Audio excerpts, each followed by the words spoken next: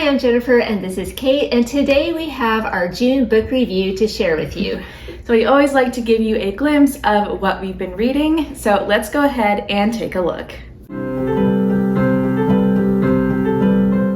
So usually we start our book reviews with our Catholic read-along book for the month, which for June from Sophia Institute Press Book Club was this one, I Would Like to Travel the World, about St. Therese. But this book was very unique and very different from what we were expecting. So we are going to review it for you, but in a separate video. Yeah, there's a lot to say about this one. It was definitely different. So we want to be able to take our time and do a good review for you. So the review on that will be coming soon. Stay tuned. Okay, and then we also read two other books here lately. These two, they may look familiar. And one of them was good, the other one was eh. You can hear our thoughts on these in this video, which we'll have linked down below for you.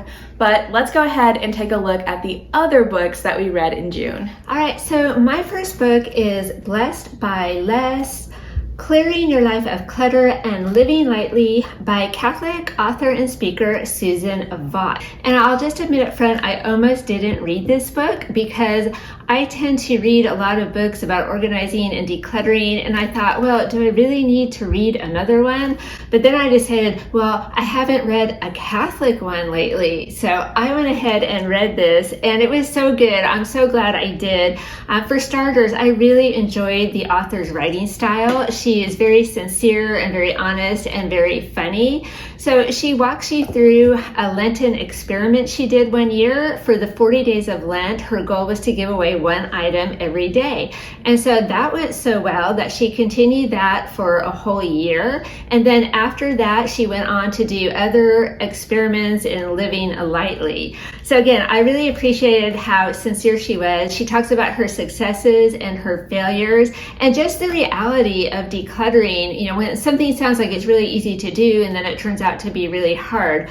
For example, she talks about photos and photo albums. You know, if you read decluttering books, they say, oh, you know, just digitize all your photo albums and get rid of the hard copies and it's all good. They'll be protected, safe, take up less room. That all sounds well and good, but then she discovered when looking into it that it's pretty expensive to do that, and it's also fairly time consuming. So what did she do? She wound up just boxing up all of her photo albums and sticking them on a shelf in the closet because she thought, well, maybe in 10 years it will cost less money to do this, or I'll have more time, or one of my children will want to take on this project. So you might think, well, that's not very helpful overall, but I appreciated it because, yeah, you know, some things are always a lot harder than they sound. She also talked about the dilemma of having things in your house that don't actually belong to you. Maybe they belong to a kid or church or, you know, whatever. You know, how do you get past decluttering that stuff? So a lot of practical advice in here,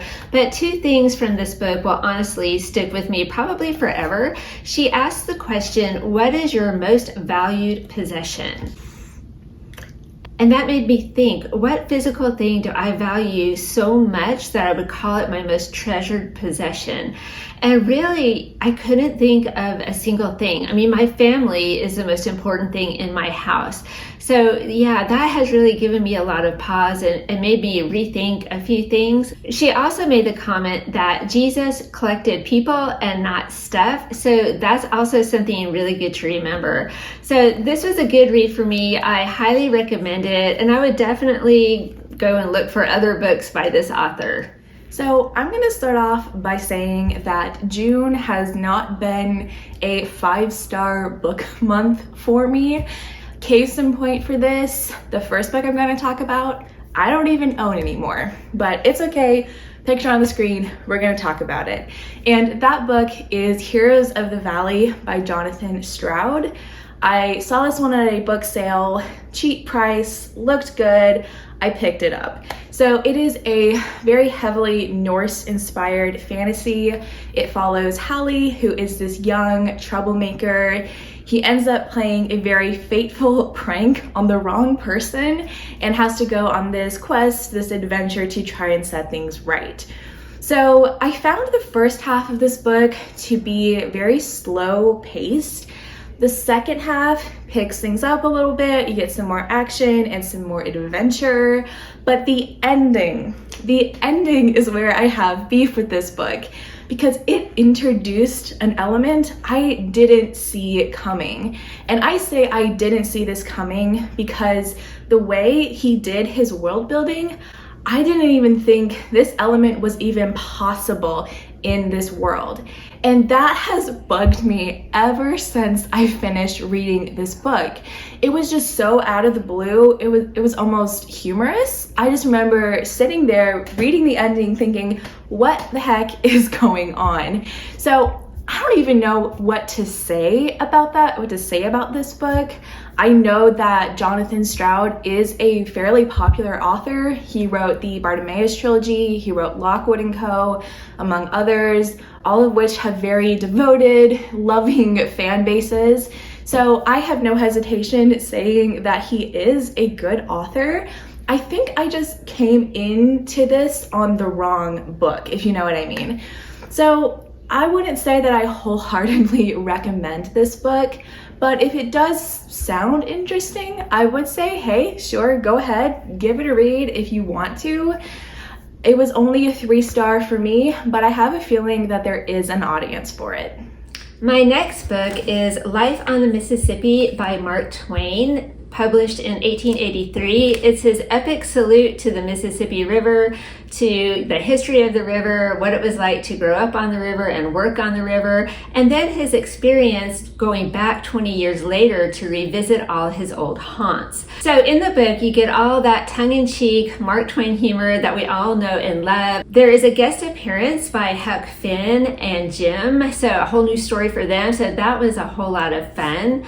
I honestly, though, I thought the book started off a little bit slowly. He takes a deep dive into the history of the Mississippi River and the early explorers and the geography, and he has a nice rant about the early Catholic explorers and the French government. He obviously does not like either, but once he gets that out of his system, I thought the book was really good. For instance, he tells the story of how he got the name Mark Twain, which, we know his real name was Samuel Clemens and that Mark Twain was a riverboat term. I knew all that, but what I didn't know is that he was not the first guy to use the name Mark Twain. There was another riverboat captain who wrote articles and stories, and then Mark Twain, or our Mark Twain, stole that name from him. He also explains how it is that he became an author in the first place. He was set to just be a riverboat captain his whole life.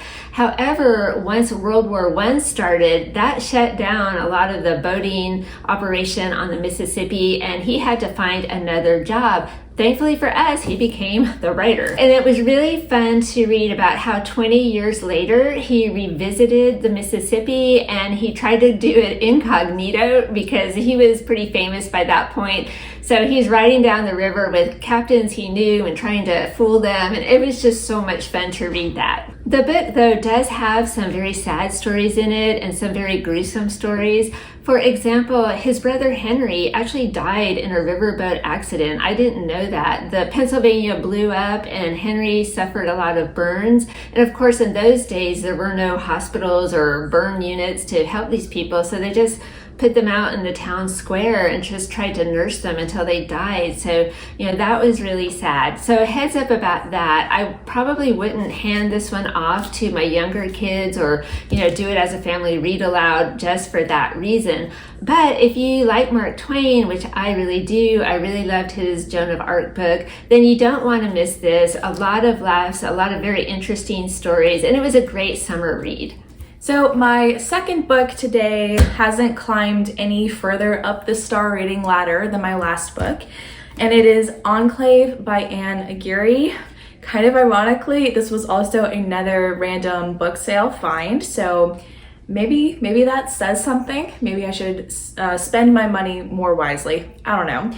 So this book is an apocalypse book, definitely.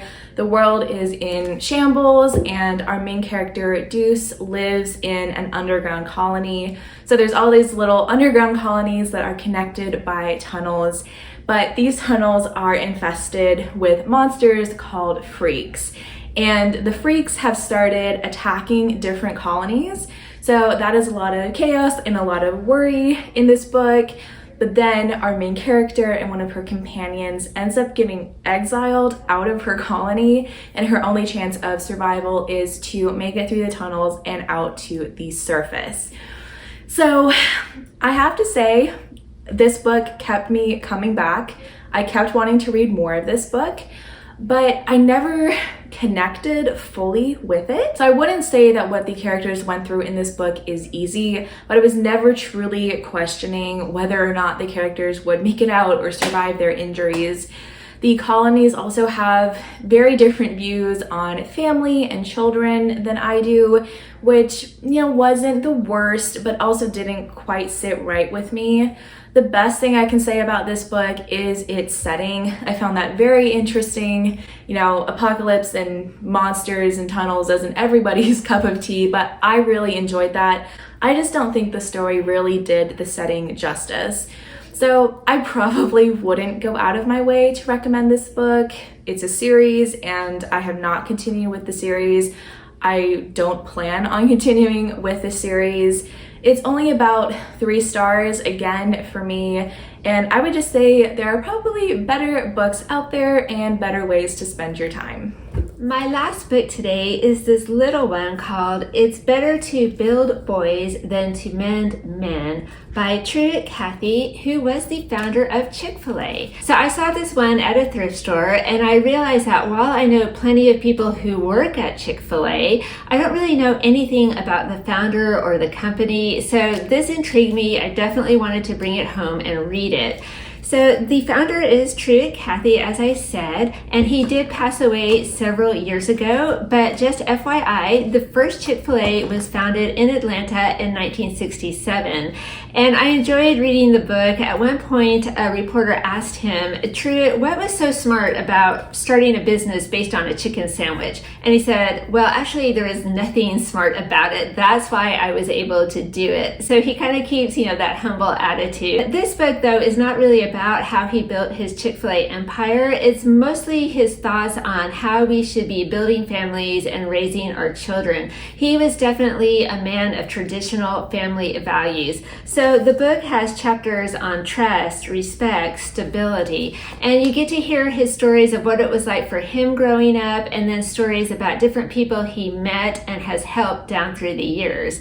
So I learned a lot about him. For instance, I didn't know that for over 50 years, he was a Sunday school teacher. He taught children's Sunday school. He and his wife also started the Windshape Homes, which is a system of foster care homes in the South, so that if you have kids, they need a place to live, they can go to this nice house, and there's a house family there that helps take care of them.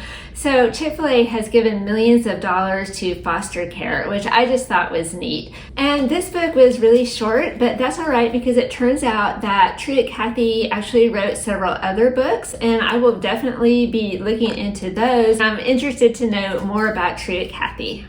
All right, so that was a look at all the books that we read in June. Yeah, definitely. I read 3 very different books, and I enjoyed them all, so there you go. Yeah. So let us know down in the comments what you have been reading this month, what some of your favorites have been. As always, we thank you for watching. We hope you enjoyed the video, and we'll see you next time. Bye.